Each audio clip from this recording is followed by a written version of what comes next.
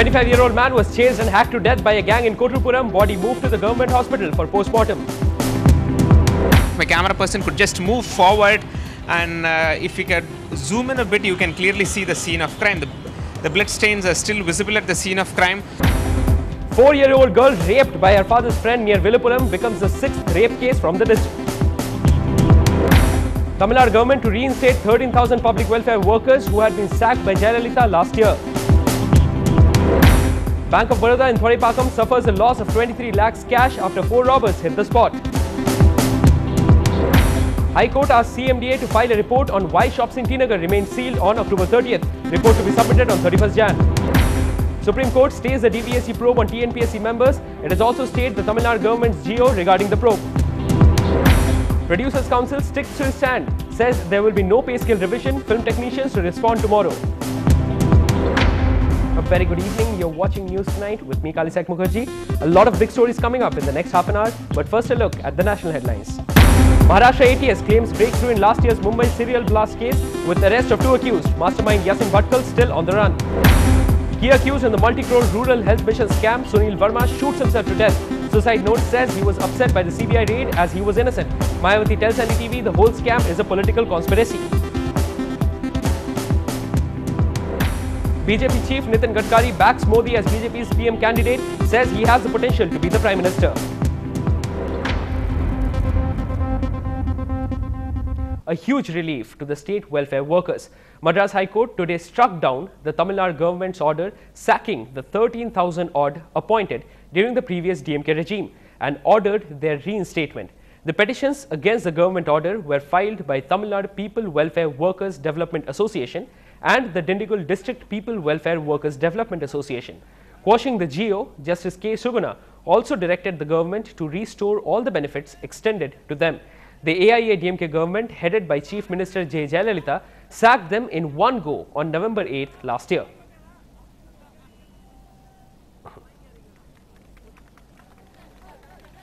See, the Makkalnala Paniyalas who were removed from service, or rather disbanded based on disbandment of post, came to be challenged by us.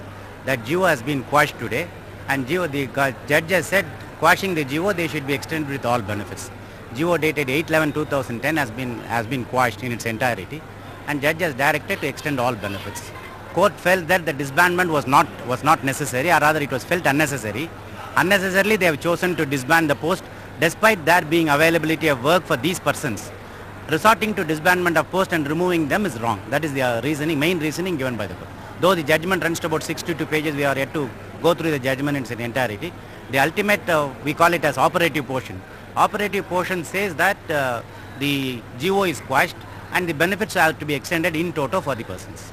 The crime rate in Tamil Nadu refuses to slow down, as in another horrific incident today from the district of Villupuram, a 4-year-old girl was abused and raped by her father's friend. Edilvanan, 34 years of age, had been repeatedly abusing his friend's daughter, and when she finally reported it to her parents, they filed a complaint at the all-women's police station, after which the accused absconded. He was arrested early this evening. Shocking crimes continue in Chennai as a 25-year-old man was chased and hacked to death by a gang in Kottapuram. The body has been moved to the government hospital for post-mortem. Our crime correspondent Salim joins us with more info. A 28-year-old man was hacked to death in Kottapuram area. Sources from the police department say that the man was chased by a gang and was hacked to death. If my camera person could just move forward, and if you could zoom in a bit, you can clearly see the scene of crime. The blood stains are still visible at the scene of crime. Sources from the police department say that the man was fighting for his life and he was rushed to the Roypeta government hospital with the help of the 108 ambulance service, but he succumbed to the injuries. As far as the sources from the police department are concerned, they say that they are finding it difficult to find witnesses in this case because the people are not willing to part with the information. They are not providing any information, and the police sources say that the deceased is not from Kottapuram area and a detailed probe is on. And adding another incident to the crime chart today, 4 robbers entered the Bank of Baroda on the OMR near Perungudi and decamped with 23 lakh rupees. The police say they are clueless as there was no CCTV. Our crime correspondent Salim has more on this. The bank robbery was reported at around 1:45 this afternoon. Senior police officials are at the spot. They are conducting investigation. As far as the city police are concerned, the police very clearly say that at around 1:45 this afternoon, 4 robbers entered the bank. You can clearly see that the Bank of Baroda is located at the first floor.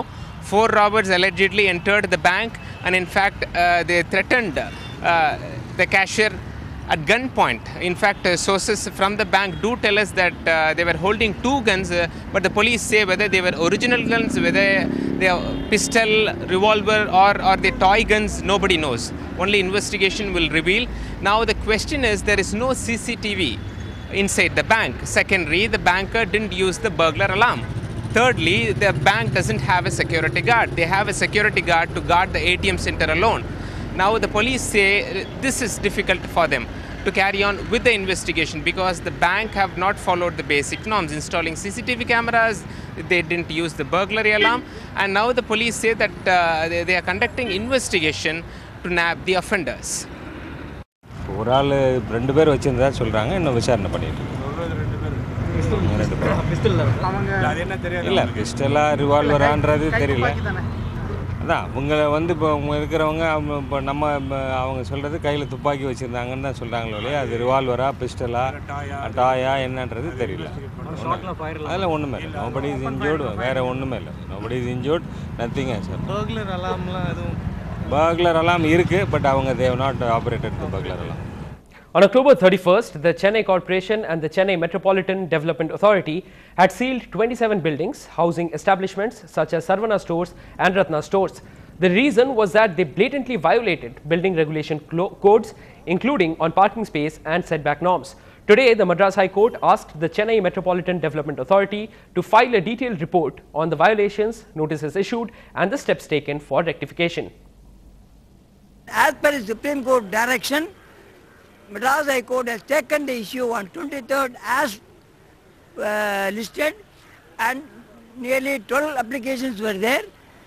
Commonly, the Honorable Chief Judge with more consciously given a report saying that CMDA should give a proper detail to all the petitioners, what are the violations, when they are issued notice, why they are not rectified their violations, and the full report should be given each petition before 31st, and we will pass the orders little later.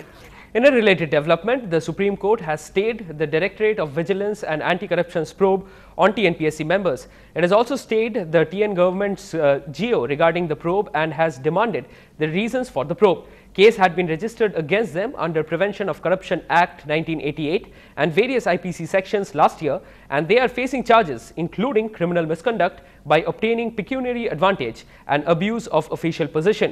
Earlier, in the 4th of its statewide crackdown, DVSC officials had swooped down on candidates who had allegedly paid money and were suspected to have got favors. Raids were conducted at the premises of 73 candidates.